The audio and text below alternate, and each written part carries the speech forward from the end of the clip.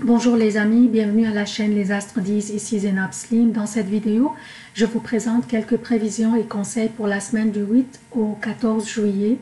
D'abord, j'aimerais souhaiter la bienvenue aux nouveaux abonnés de la chaîne et aussi demander aux amis qui consultent mes vidéos à travers ma page Facebook de vous abonner directement à la chaîne pour la soutenir.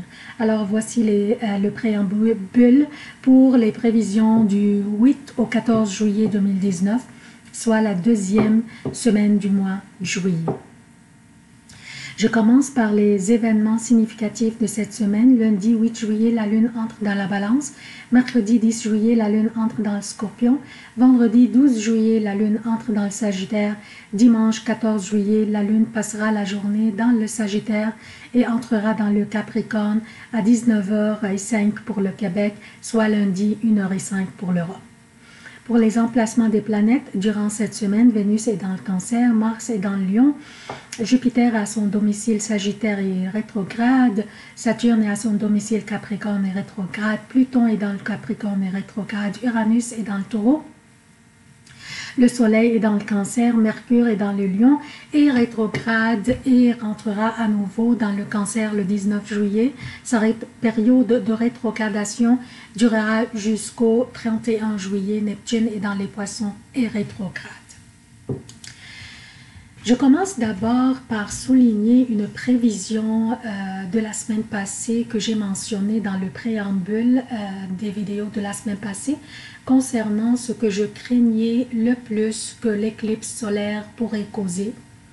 Je disais exactement que ce que je crains le plus de l'éclipse solaire serait les éruptions des volcans, les tremblements de terre, les inondations ou les glissements de terrain ou même les désastres liés au transport, et j'espérais qu'aucun de ces événements n'aura jamais lieu.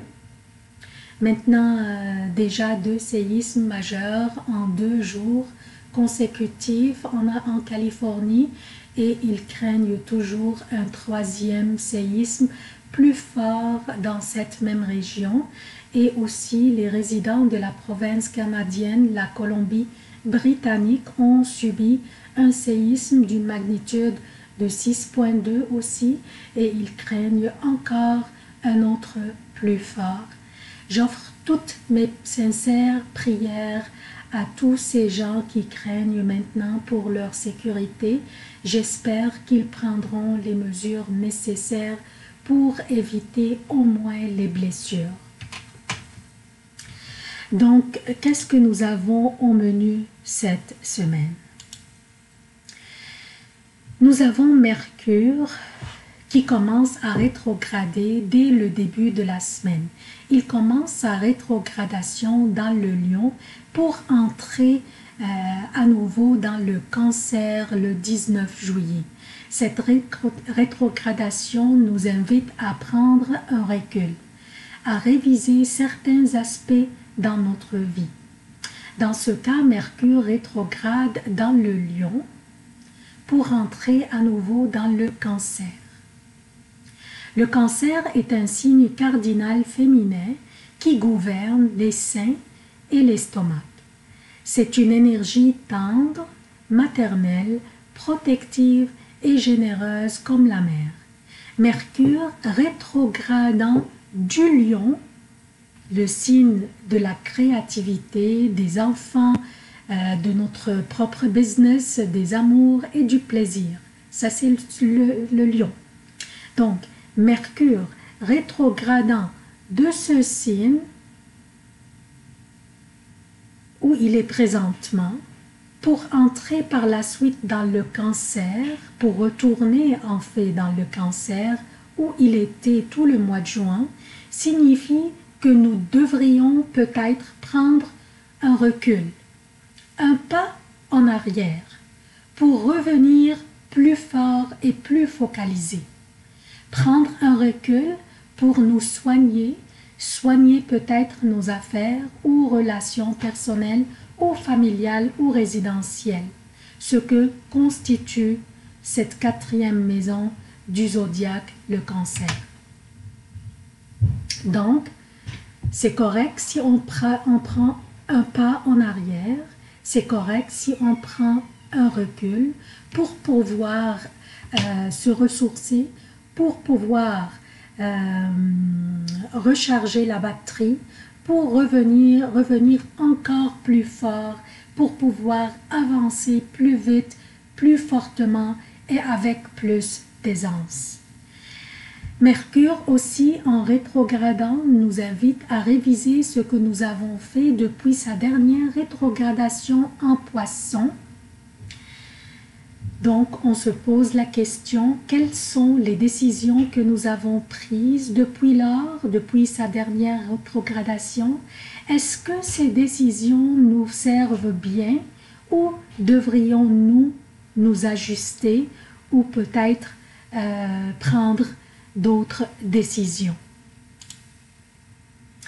Mercure rétrograde vous incite aussi à porter une attention particulière à notre communication, qu'elle soit verbale ou écrite. Aussi, des pannes électriques ou dans Internet pourraient avoir lieu d'une manière soudaine et inattendue. Donc, ça c'est pour la rétrogradation de Mercure. Qu'est-ce que nous avons aussi au menu cette semaine?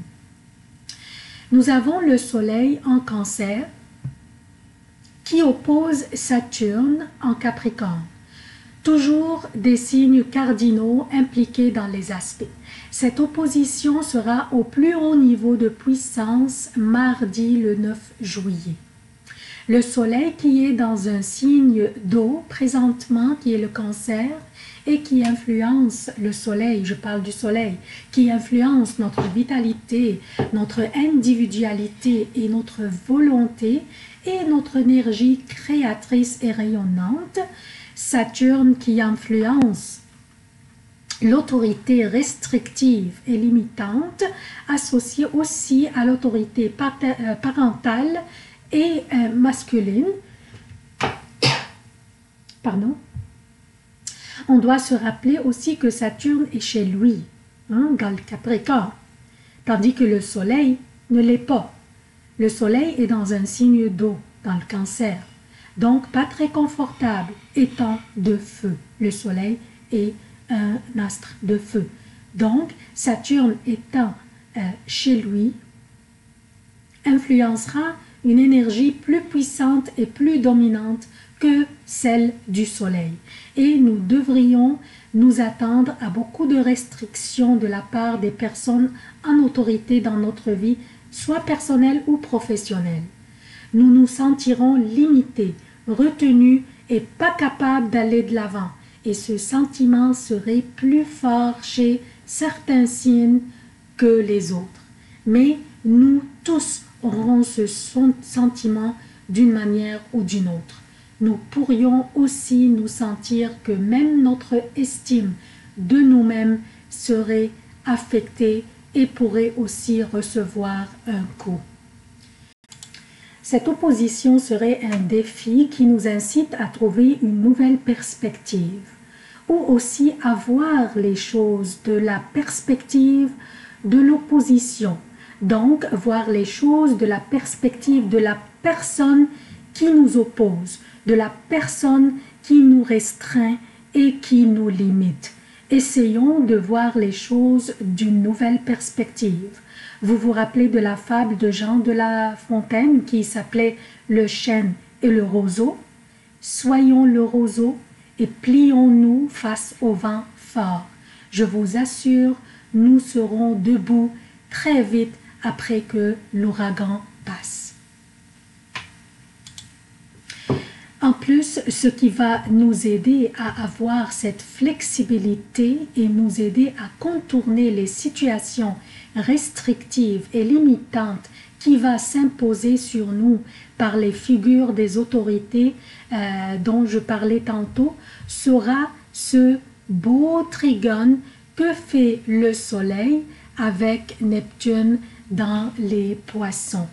Le trigone constitue une belle opportunité à nous de saisir pour trouver des moyens très créatifs pour contourner les situations difficiles et restrictives où nous pourrions nous sentir coincés.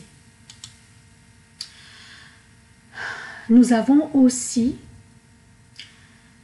au menu cette semaine, nous avons aussi le soleil qui oppose Pluton. Et cette opposition sera à sa plus haute puissance dimanche 14 juillet. Et ça va apporter de l'intensité à notre table. Rappelez-vous que le soleil est la vitalité, l'individualité, la volonté et le rayonnement et aussi le désir d'être visible. Tandis que Pluton est transformatif, qui nous apporte vers les profondeurs des choses et vers la mise en question de soi pour évoluer dans le fond. Et ça va sentir comme une crise qui va nous faire sentir peut-être un peu mal, mais qui va nous ramener ou même nous forcer vers la possibilité de nous transformer, nous forcer à voir les choses d'une nouvelle perspective. Alors, c'est vrai que c'est une énergie intense causée par l'opposition du Soleil avec Pluton, mais qu'on pourrait utiliser pour pouvoir passer à travers l'énergie de l'opposition du Soleil avec Saturne, qui va nous restreindre, qui va nous limiter. Donc, l'énergie intense de Pluton pourrait nous aider à contourner les situations, à voir les choses d'une nouvelle perspective, donc à transformer notre vision des choses pour qu'on puisse passer à travers l'énergie causée par l'opposition du Soleil avec Saturne. Donc ça c'est le préambule, se termine ici. Je passe maintenant aux prévisions propres à chaque signe.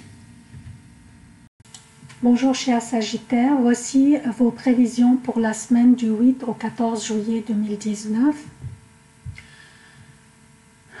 Je commence par lundi et mardi pour le Québec et lundi, mardi et mercredi avant midi pour l'Europe. La lune sera dans la balance, votre 11e maison, et un endroit pour l'énergie de la lune qui est très favorable pour vous. Une très bonne période pour faire du réseautage et faire des nouvelles connaissances qui vous aideront dans l'avancement de vos projets.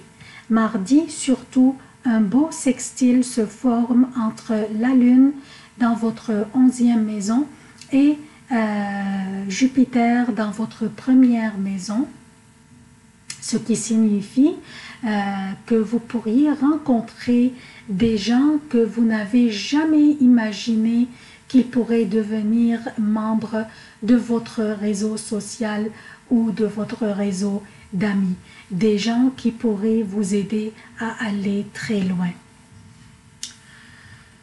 Mercredi, jeudi et vendredi avant midi pour le Québec et mercredi, jeudi et vendredi jusqu'à 17 h pour l'Europe, la lune sera dans le Scorpion, votre 12e maison. Durant cette période, la chance ne vous soutient pas du tout.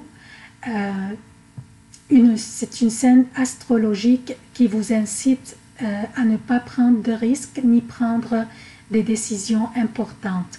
Reportez toute décision ou rencontre importante aux prochaines journées qui seront fantastiques pour vous. Je parle de vendredi après 11 h, samedi et dimanche pour le Québec, et vendredi après 17 h, samedi et dimanche pour l'Europe. La lune sera dans le Sagittaire, dans votre signe à vous. Ce sont les journées les plus chanceuses de la semaine. Demandez et recevez, chers Sagittaires.